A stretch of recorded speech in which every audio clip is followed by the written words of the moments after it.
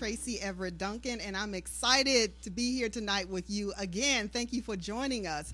Let me say first that this is a financial health segment, and the message that you're going to get tonight is just a little bit different than what I would normally give you to break down money and management and things like that. I think you're going to be very impressed with what you hear tonight. But before we get into any of the segments, let me welcome 135 nations to WLVS Radio in all 50 states. We are excited that you have returned. We see the numbers are increasing, the nations are increasing, and so we're very happy to have you join us every Sunday evening at 6 o'clock. And so you are probably watching us through www.listenvisionlive.com or through MentorMe411.com. If you are interested in knowing if we had any other programs out there, go to MentorMe411.com and click on Archives, and there you have it, a year's worth of programs of Mentor Me Memorable Moments and all of its guests and videos and special songs and all kinds of things.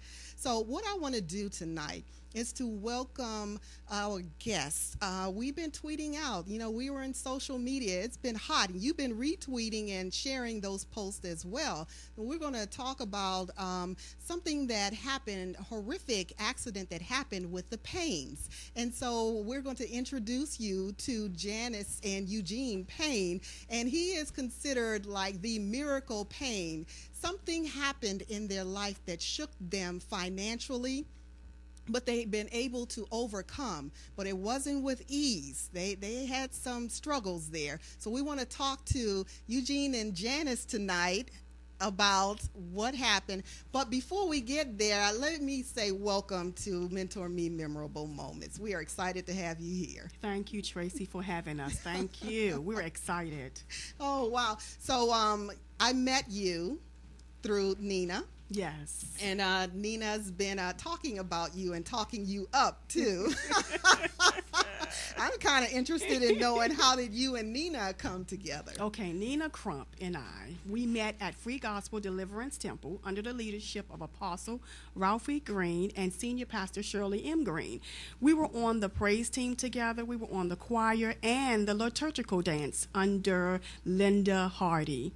Yes, unfortunately, Linda Hardy is no longer with us, so she taught us well. So that's how Nina and I became friends, and we traveled together, I tell you, all are just splashed all over social media together. Yes. So what we want to do then is just to find out from you that the interesting topic that Nina brought to my attention was your family life, okay? And I see that Eugene is here as well. Yes, so yes. There has to be some kind of mad love going on here. So how did you and Eugene meet? Okay, so this is funny. So we have to take it way back. I lived on the Maryland side, Southern Avenue, by the 51 Club. Eugene lived on the DC side. Okay, so I was running track for my school, and I would go out every day, run track. Now, the funny part is, Eugene, little brother, Daryl, he was interested in me. And Eugene was interested in my elder sister, Michelle. Okay. With the exception, she is 6'4". Oh, my. She was a model at the time, and when she came over, he said, "Hey, how you doing?" He was like, that's not for me. Well, how tall are you, Eugene? About 5'8". Oh, okay. Yeah. That's not too far. And then she had her heels on. So think that she had her heels on, and she was a supermodel back in those days. So, and then his brother, he would come over every day to see me. And God, it's like 8-year difference between us. And I used to call him my little brother. Okay. And so he introduced Eugene and I. And it's, hey. So was it a romance? Yes. Yes. Okay. Yes. Wining and dining and flowers. Yes. Got your Mac on.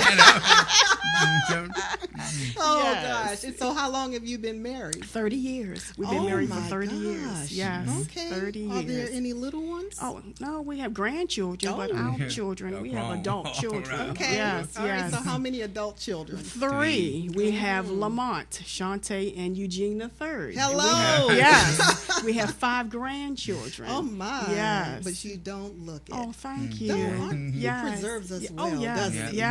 yes. Our youth are renewed like as an eagle. That's yes. right. That is right. Yes. Okay, so you've got this happy life. Yes. Things are going well for you. Yes. You're middle-class Americans. Yes. Okay, all right. Yes. God bless America. Yes. And then something happened, right? Yes. Okay, so before we get into the something happened, we have a little clip because this was big news. Oh, yes. When it It made it happened. on the news, Okay, yes. and it kind of affected your life for a few months Oh, yes, there. it did. A few years. Oh, a few years. Okay, Yes. still ongoing. Yes. All right. Yes. Okay, we want to hear all about that. Mike, do you have that clip cued and ready to roll? Okay. So everything was fine. Everything was wonderful. You never had any idea that God was going to set you up for something and test and try your patience That's or your right. love for him. Right. And then it happened. Yes. Okay, so Then it Mike's happened. going to go ahead and cue us in on this tape. On a chilly November day in 2007, Eugene Payne was taking a jog on his favorite route when, out of nowhere, a taxicab plowed into him. Emergency crews arrived within minutes and airlifted Eugene to the Shock Trauma Center in Baltimore, Maryland. On the way there, his heart stopped beating several times, but the EMTs revived him. Dr. Bijan Arabi, the director of neurotrauma, didn't know if Eugene would live or die. Any patient with severe head injury and low blood pressure, they don't do very well. There was 60% chance that he would either die or would have bad outcome. The medical team rushed Eugene into surgery. Doctors diagnosed him with traumatic brain injury. They said even if he lived, he might have to live with severe brain damage. He suffered a fractured neck, broken bones, and internal injuries. The 12-hour operation felt like a lifetime to Eugene's wife, Janice, and their family. My faith was being tested, and I didn't know what to think. I didn't know what to do. And whenever doubt would come in, someone would come in the room and say, let's pray. So we prayed at least 7-8 times within that 12-hour surgery. We were praying and asking God to save my husband's life.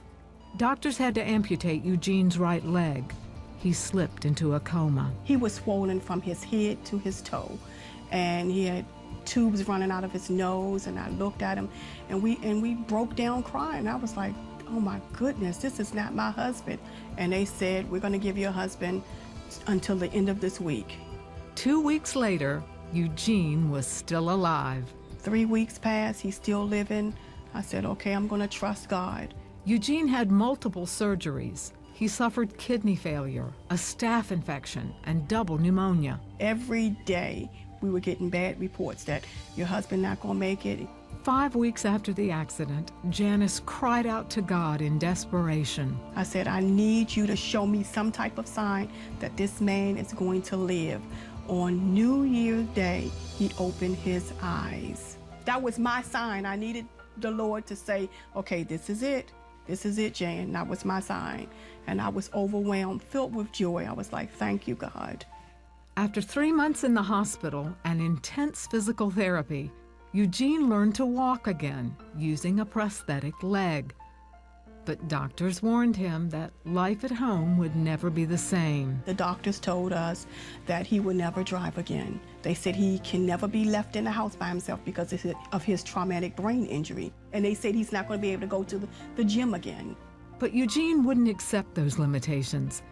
Together, they worked hard at retraining his body and his mind. When he felt like giving up, we would make eye contact, and I said, you're going to beat this. You can do this. Do it. You're strong. And I would motivate him and, pump him up, and I would give him scriptures. I said, your favorite scripture, you can do all things through Christ. We'll strengthen you. And then you can see him, getting up, and he's saying, yeah, I can do this. And he beat the odds. I can do all things through Christ who strengthened me. Everything that man said I wouldn't do, I'm doing.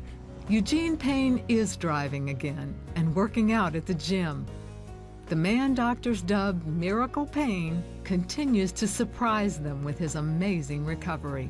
It was a miracle for Gene to be able to drive and to be able to interact with the family and to take care of himself. Yes, this was absolutely fantastic.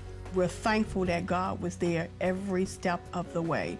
When they say he'll never leave you nor forsake you, we are a living testimony to that. Everything I've been through, it could have been the other way. I could not be here. I could be gone. And God had kept me here. We have to enjoy life while we have it. I can't look at what I don't have. I look at what I do have and look at what God has done for me. God has blessed me, and I give him all the honor and the glory.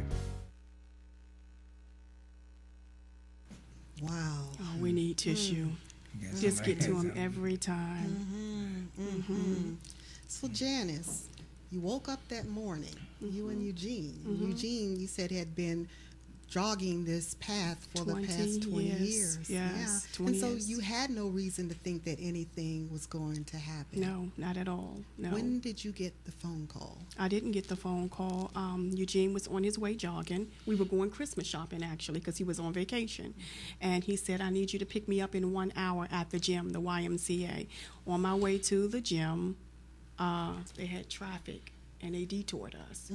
Immediately, the Holy Spirit said, that's Eugene. So I pulled my vehicle over and I started running to the scene. And the cop stopped me. He drew his gun. He said, where are you going? I said, that's my husband. He said, that's not your husband. That's a female. They had reported on the news that it was a female. I had his ID, his telephone, all that, which was unusual because he normally asks. He normally carry it with him. This particular time, he said, I need you to carry it. And I said, okay. So he said, what is your husband wearing? I told him. I can tell when he dispatched that that's my husband. So he took me to the side, and he said, we can't take you to the scene right now because they're cleaning it up. And I said, what does that mean? That means your husband lost a lot of blood, which later I found out that he had died on the scene, and they medevaced him. And they took him away, and then they revived him on the way to the shock trauma center. So I left my vehicle, and I called my daughter-in-law, Kia, and she took me to Baltimore because I wasn't in no shape to drive. Absolutely, yeah. Yes, she took me to the shock trauma center in Baltimore, and they said he died again. He died again. So we were all in the room. It was, oh my God, it was so many family members. We took up 4 rooms, and they said, is this for one individual? And they said, who is this man? And I told the doctor, I said, his name is Eugene Payne. Yes, it I said, but is. you're going to treat him like he's the president of Yes, the United you States. are. That's what you're going to do. And they did surgery, but they came back and they told us, in order to save his life, we have to amputate his leg. But he told us on Thanksgiving that if he ever lost a limb, not to save him. He told his family that, as if he sent something on Thanksgiving. Do not save his life if I lose a limb.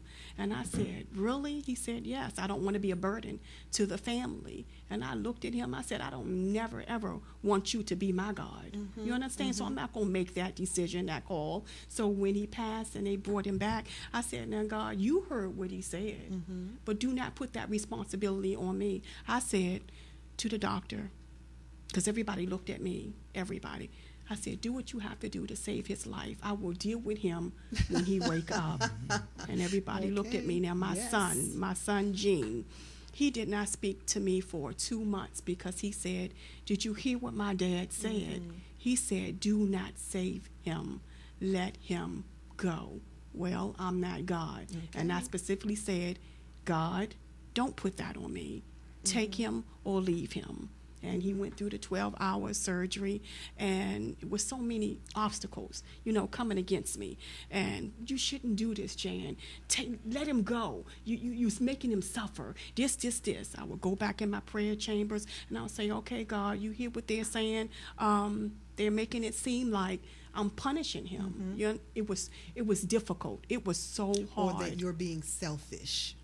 I went to God. I said, if I'm being selfish, God, speak to me, because his cousin said that you're selfish. You're keeping him here, and you can tell he doesn't want to be here. He's lying there, no life, all those obstacles coming against me. And I would put it back on God. If this is not what you want, you take him. Otherwise, I'm going to fight. Fight. And that's what I did. So, Eugene, Yes. do you remember anything that happened? I remember the day I went running. I don't remember nothing at all. I don't remember the accident. I don't remember nothing after the accident. Right now, I can't even tell you nothing right now that happened. I forgot everything. seemed like God took everything away from my memory. And So- we were talking earlier and said that God will do that. Yes. Because he loves us. He wants to protect us. If he calls you to remember, it would probably be too much for you to Yes. handle. So he Yes. is a good God. Yes. I want to make that clear Yes. to everyone, that he is a good God in preserving that memory. At Yes. some point, Eugene will remember everything, but his body will be healed enough so that he'll be able to sustain whatever's Yes. happening to him. Yes. But I read where I think Eugene was going home and they wanted you to pull the plug. They wanted, okay, so he had a staph infection. So they cut his leg 3 times. And they said, okay, he had double pneumonia. His liver collapsed, everything. And they said, okay, we need you. They called us all in a meeting.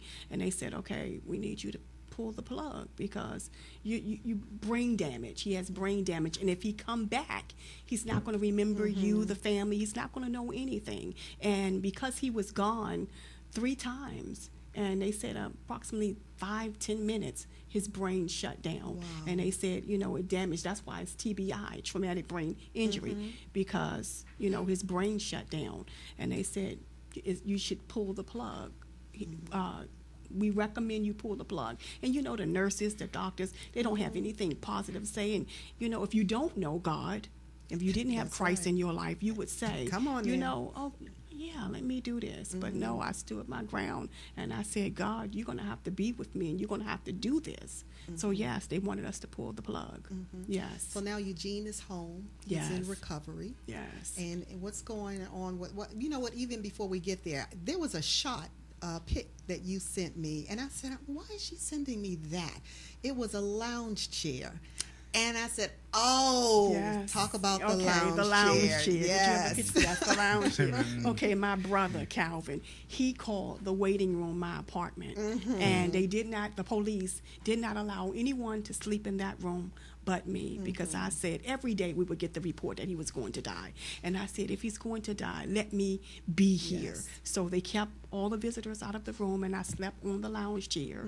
And they said, okay, by Sunday he's going to be gone. Well, at least I'm here. You know what I'm saying? And then 2 weeks, 3 weeks passed. I think after a month, I went and I left my home with my daughter and my son, and I moved to Baltimore with my cousin Aaron and Dad. I just left, and I said I want to be close to him, because he had to go. At that point, he was in the hospital 3 months, and then he had to go to rehab. So they had to train him how to talk all over, because he had a trach 3 months in his throat. So when they took it out, he didn't know how to. So he had to go a speech therapist. So they had to train him how to cook, shower, everything. It was as like if he was being born again? yes, being born again. Everything had to be taught all over again. Yes. And then there's so much family in there during the time that you're hospitalized that you all are taking turns just to make sure that he has someone with him always. All times. Yes, I had a group, intercessory group, where they prayed and stayed with him 24 hours, because that's how I set it up, because I did not want anyone walking in his room and laying hands on him. That's right. Because spirits are transferable. Now, there were times I had to rebuke my family members. They couldn't have certain conversations in the room. negative I words, played yes. gospel music 24/7. I turned his television off. If it wasn't gospel, you wasn't allowed to do this. And when he had double pneumonia, they had his stomach sitting open like that, because he had reconstructive surgery, so his navel was over here. And so so they had to sit him open like that for an entire month. And so that's how he got the staph infection. But I got a doctor taken off of his ward because he had exposed him, and he didn't wear gloves and a mask. And so that's when they had to go back in and cut his leg again. So now it's up here, but at first it was down here. So yes. Okay, so Eugene is doing well in rehab in the hospital. When does he Yes. get to come home? 4 months he get to come home, and this was the test. They told him, they said, Eugene, at first they called it miracle pain, because remember, they can't believe this man. That's right. So the doctors came to us and they say, there is a higher being. Whatever you call him, it doesn't matter. As long as you acknowledge That's right. my God, That's it doesn't right. matter. So they call it a higher being. They said, whatever it is, we know that this man is special, and he was on his side because, you know, the odds they were against him. So this was his test. They said, okay, Mr. Payne, this is your test. If you can get into your vehicle without any assistance, remember, he's coming home without his leg. If you can do that without any assistance, you can go home. And at the time, I had my Sequoia truck. And I pulled it up. I said, okay, Eugene, how bad do you want to go home? right. He said, bad. I said, then pass this test. He got in the vehicle one attempt. And they said, Mr. Payne, he didn't need any help. And they said, okay, you can get out. He said, my wife can go sign all my papers. She can get everything out of my room. Because Get me up out of here. Just remember that, because I am not going back in that building. So he sat for hours while I, you know, transferred everything over to the vehicle. So that was his test. All right, and so now you're home. Yes, yes, he's home. And things are okay, or there's a struggle, or well, there's a shift? Well, okay, so they told us, they took everyone in the room and they said, we didn't know about TBI. You know, you look at those Lifetime movies, you don't believe that, but it's true. You taking home a different individual. So actually, this is not the person that I married. You understand? Right. So they said, you know, you're going to take home a new individual. You know, it's not going to be easy, the personality shift and things like that. And in the beginning, my kids, they couldn't take it. They couldn't take this shift. And so he does remember that part, the shift. But they said he's not going to remember you, the children. He's not going to remember how long you've been married. And, you know, keep the scrapbook open for him and let him, you know, see. As soon as he opened his eyes, they test him. They said, Eugene, who is that? And they opened the curtain. They said, oh, that's my wife. What's your wife's name? Janice. As like, as if. What else would it be? Yes. So the only difficult part we have now is it's been 8 years, and Eugene is not ready to travel. He's not ready to fly. Okay. He's not ready. Is that because you don't want to, or physically you're still healing? I just don't want to right now. I don't want Okay. to fly right now. So, and probably it's just, I don't know if you call it a little bit being afraid of getting up in the air. You know, everything I've been through. So probably be afraid a little bit, being afraid of getting up in the air like that. So, but I know eventually I'm going to travel eventually. But right now, I just want to just take it slow. You know? Yeah, because you got to tell this story. You know, yeah, because I just thank God, because He truly done blessed me. Yeah. You know, he, everything I've been through, He been with me the whole time. You know? Forever.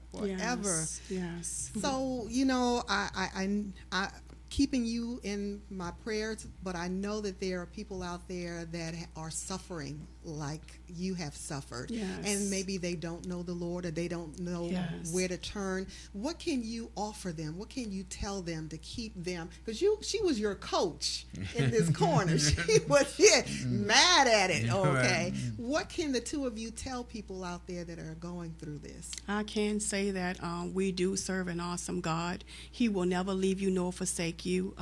I will tell you that it's not easy. It's not easy, but as long as you keep Christ in your life, He will never, ever leave your side. Always be by your side. I will say that. You know, the only thing I would say is I don't understand none of this. I always say I don't understand my accident. I don't understand being here. But when I look at the Word of God says, trust in the Lord all your understanding and lean not to your understanding. Yes. Trust in the Lord all your heart and lean not to your understanding. Yes. So I just got to trust in God with everything, and just so glad that my wife stayed by my side. Yes. I still right now give her a little trouble, but she still been by my side the whole time. She timing up for Right? you. No. She always been timing up for me.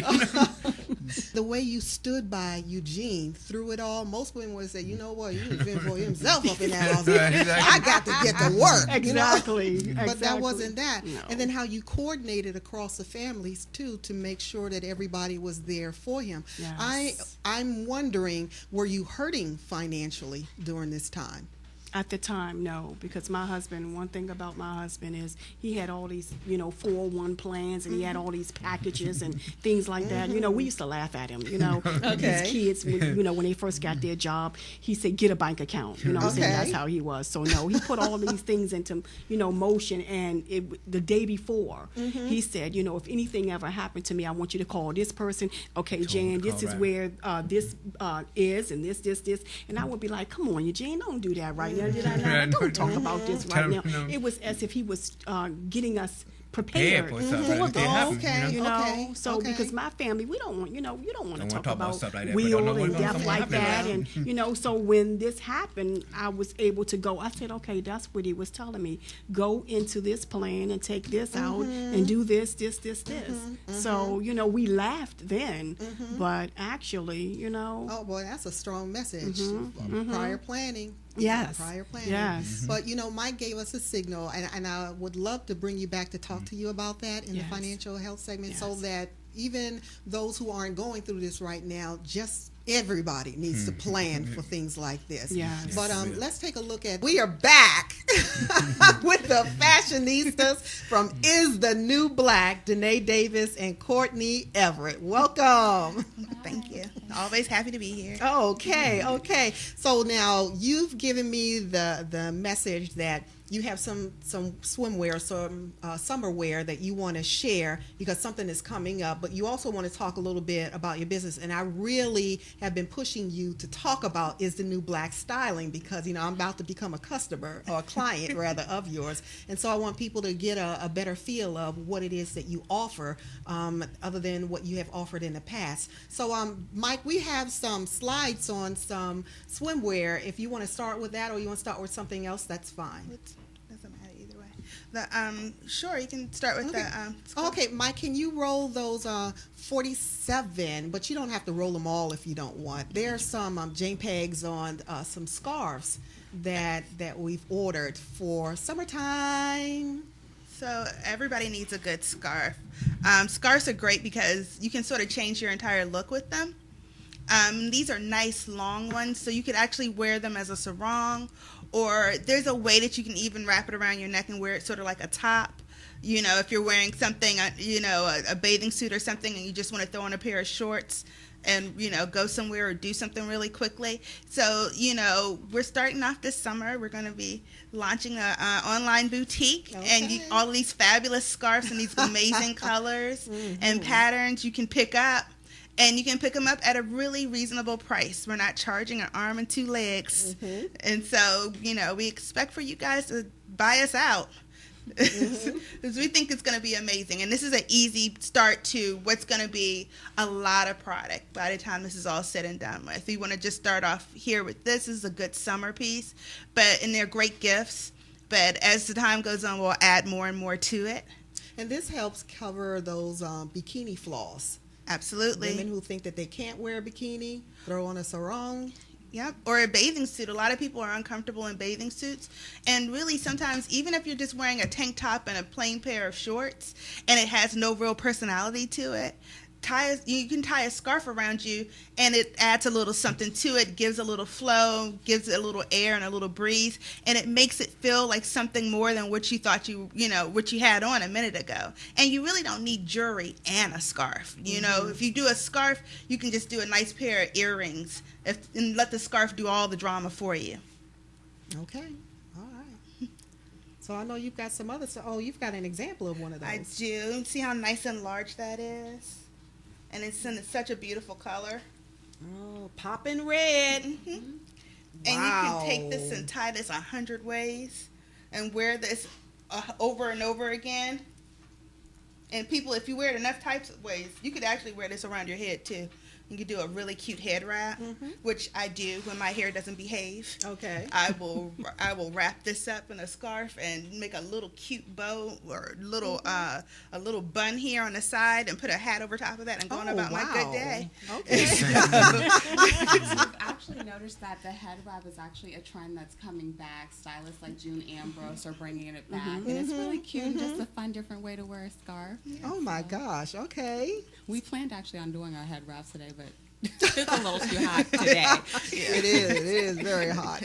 Oh gosh. So what else do you have for us? So we wanted to talk about what Is the New Black really does. We're not sure that everybody knows, but we want everybody to know because we want everybody calling and emailing and letting us know when they need help and where they need help with. Okay. So Is the New Black, the title came from when something is hot in the fashion industry, they say it blah, blah, blah is the new black. So it's, black is the new black, or denim is the new black, or pink is the new black. Well, we're sort of always a little ahead on that. And we were like, no, we're the new black. Like, we have this. We know what the new black is. It's us. And so that's where we came with the title. It's like, we're those people who always are sort of on top of whatever the trend is. We always have an eye on what's going on in the industry. We always are looking for ways to make things work for people. And so, and me and Courtney have been doing this for a minute. Okay. Well, what's a minute? Over a decade at least. Okay. We both started out working in various retailers. We've worked for major companies, Bloomingdale's, Lord & Taylor, Michael Kors, BCBG Max Azria. So we have real world experience in helping everyday people achieve the look that they want to go for. Okay. So it just was a natural transition for us to start our own business and really delve in a little deeper than what we can do sometimes when we're working for those companies. So you have been in this industry for a decade. When did you decide that you needed to break out and start your own business? It was about 2 years ago. And it's, it came from, the fun part about being in a store like that is when you get a good customer and you can really spend time with them and dress them for their life, not for, it's not just picking out a shirt, but I'm starting a new job and I need a new look. And that to me was like, that was, butterflies and all things wonderful, waffles and everything good. And so I was like, oh, this is, I love this. And it's like, when you work for another company, you get bogged down in the other things that are involved with the other company. But to me, creating a business around the thing that you're passionate about and the thing you love the most and the thing that's the most fun for you. Like I can dress people all day. I can put together looks all day. I don't get tired doing that. That's where I have the most fun. And I felt like there's no reason why DC doesn't, why everybody doesn't have a stylist. We have all of these people in this city who are doing all of these important jobs, but don't necessarily have somebody to say, so that suit doesn't fit. Or that tie and that shirt pocket is not a good idea, right? It's just nobody to say anything. And so, we have stylists in the area, but this is a small city, and you could probably name them all on one hand. Okay. And so there was, to me, the market was sort of open, and the other end of it too is that I work for a men's fashion website part-time, and I write for them, I do things for them, I do events for them, and so nobody was dressing men. Oh, and I felt like men need the help. Yes, they do. And so, women say amen. So we, and like I said, it's big fun for me. Like I have a good time doing all these sort of things. And so, this was like an opportunity for me to be me and do me. I think what it was too is we saw an open lane. Like she said, no one was dressing men. There are stylists in the area, but we felt like we were younger, we were fresher, we had the experience, and nobody was really offering the things that we wanted to do. So that's where it really just came from, just wanting to be ourselves and share our personalities with the world. Okay, so now you've been in business for 2 years. What's your clientele like? Our clientele is sort of across the board, and right now we're sort of sliding into new things. So where before we were really focused on wardrobe styling and like putting people together, we still do that, but now what's sort of opened up for us is producing events for stores and for designers and for people in the fashion industry who need help getting that word out about themselves. So now we're sort of sliding into this space of fashion PR along with our wardrobe styling, which one thing holds the hand of the other thing anyway. And then I come from a photography background, and so that has been helpful in all of those things too. So it's sort of interesting. God has sort of worked out a whole different plan than, our little mind said, oh, we'll do this one little thing and we'll be great at it. And God was like, no, bigger. Yeah, he does do that. So are you working with a designer right now? We are. We're working with a local designer. We're looking to launch his website and everything in September, and produce a large fashion show for him. And so I'm excited about that. That's really on the front burner right now. I'm also producing an event for Lord & Taylor. We're doing a happy hour Friday, June 5th. From 4 to 8. We're going to have a fashion show. We've talked to some local distilleries, so we're going to have some libations. Okay. Well, it's happy hour. Yeah. So there'll be a little tasting.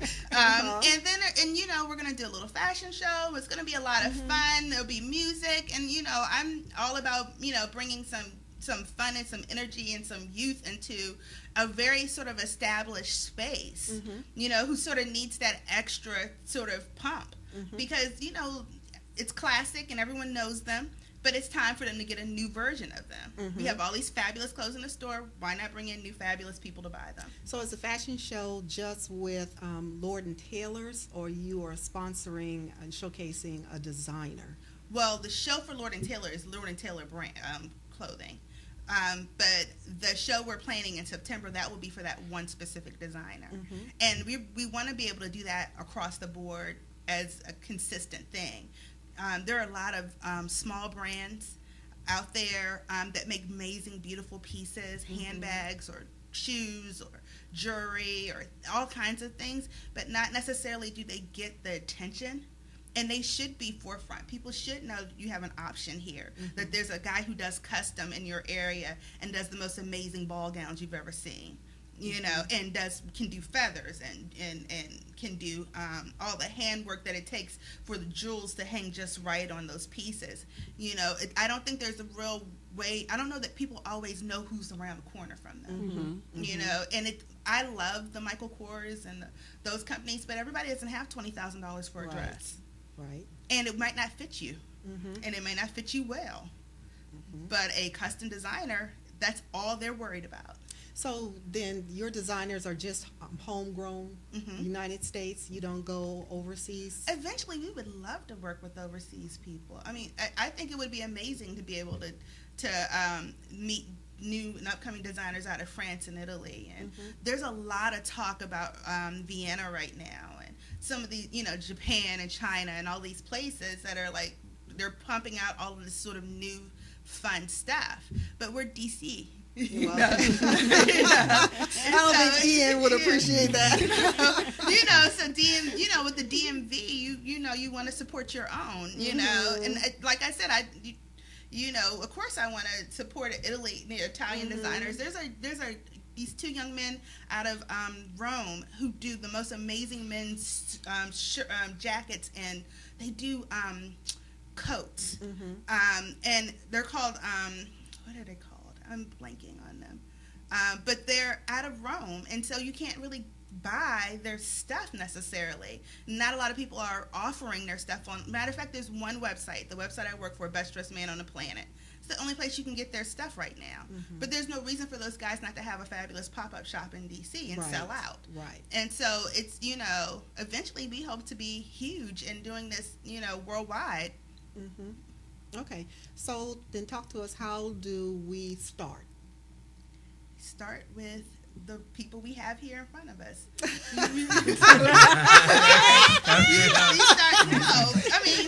In my mind, you use what God puts in your hand. And what God has put in our hand is local designers and local stores.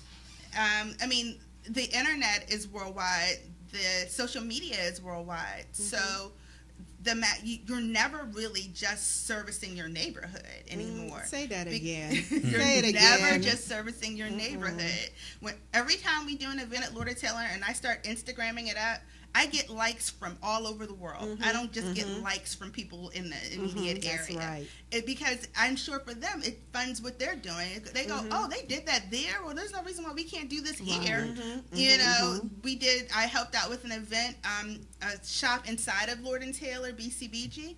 And I just was Instagramming images, and I started getting likes from other BCBG shops around the country. Okay. And so everyone's always got their eye out. So there's no reason why anything you do local stays local anyway. And you know, thank God for the internet. If you're a local designer, who knows who will be looking for your stuff. That's right. Yep. And that's all you need. You need 2 celebrities to show up in an event with your stuff on their back, and you're a new brand. Well, I didn't mean to take you off your list. What you wanted to talk about? I'm sorry. No, that's okay. We'd rather you ask us questions than we go off of our list. Okay, I know you've been in business. You're a stylist. Okay, so someone's approaching you. They've got your tweets. They've got your Instagrams. They want this image. They have to have this look, but that's not for them. So how do you get them to the look that they should have? Well, I always feel like I have a vision for when I meet people and I talk to them, I sort of know what they're supposed to look like in my head, despite whatever they're telling me. Because people have their own sort of stuff. You know, when you were 14 years old, some boy said you have fat ankles, so you only wear dresses down to your ankle. You know, you know, when you were 12, somebody said, "Oh, you got big hips, you can't wear anything unless it flares."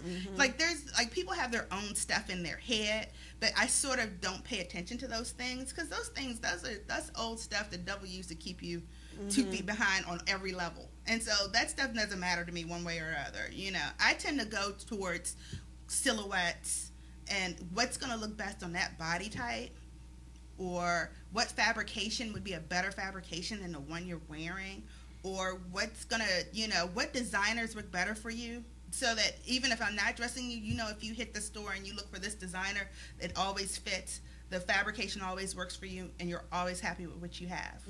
And so, like, I tend to lean towards my sort of God-given understanding of how things really work and operate, because you can't go by the numbers in the clothes anyway. Those things don't mean anything. Oh, isn't that the truth?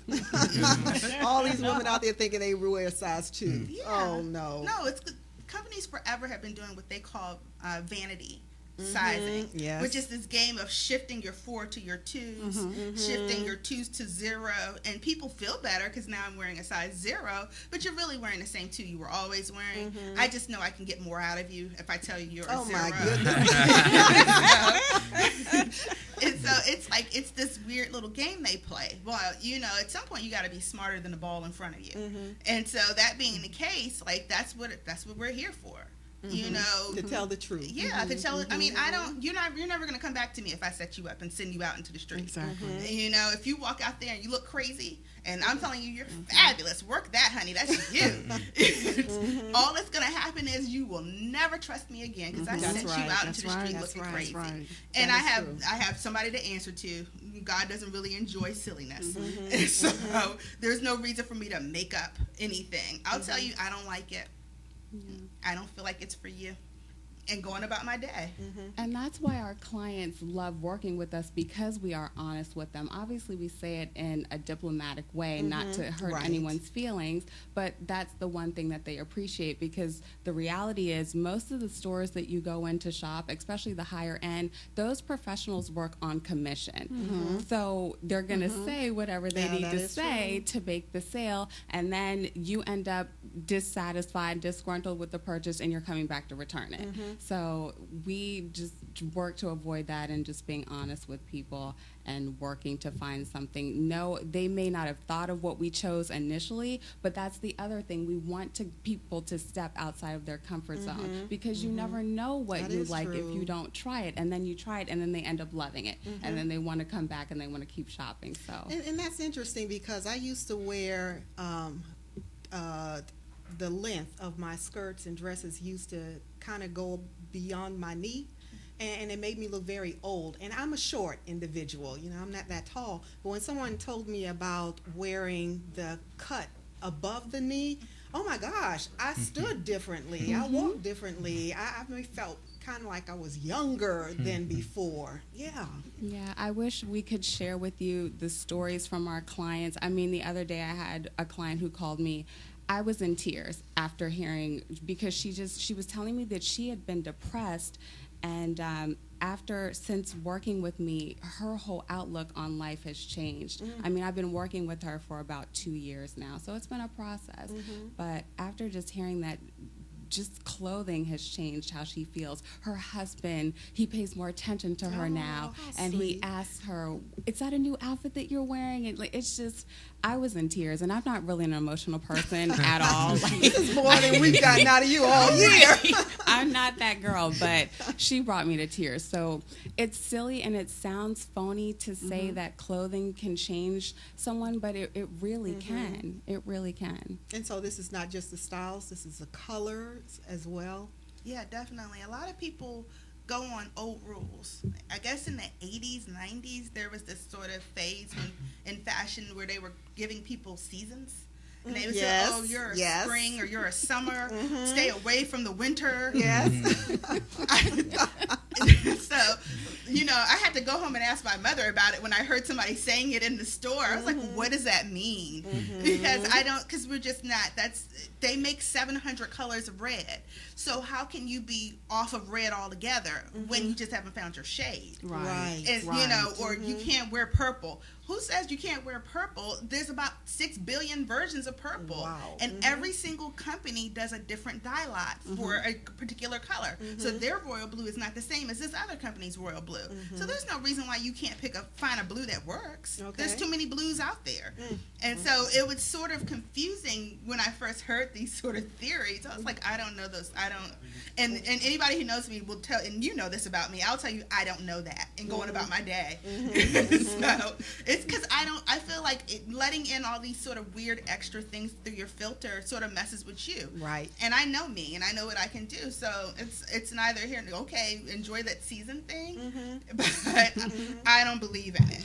I tell you, I would love for you all to come back next month and talk about how you dress and style the young versus the older. Because I mean, in my day, I was in suits, power suits, because I'm in the conference room. But now, I don't need the suits anymore. I don't need anything to prove I'm hot and I want to be cool, So what do I need to wear with the type of style? But I see we're getting the cue, and I had so many other questions to ask you, but we're going to bring you back because we want to know a little bit more about Is the New Black. And you can reach Courtney and Danae by going to MentorMe411.com, and you can click on my profile, or just right there on the face page, just enter in some information where you can connect with them. And I think we also put your information up. If not, then we'll definitely get that out there on social media. You need to connect with them because they do know what they're talking about. They may look like they're young, but they have a lot of experience. So I want to thank Janice and Eugene for being here. Yes. We had a great time hearing that testimony. I'm going to get that video out. And I want to thank the two of you for coming back. I think William will be back with us next week. Everything should be settled then. So, there's a lot happening between us, and next Sunday we're coming back with physical health. We're going to visit a little bit more about, harassment against women. But until then, I need you to be safe, be smart, and be healthy. Bye-bye.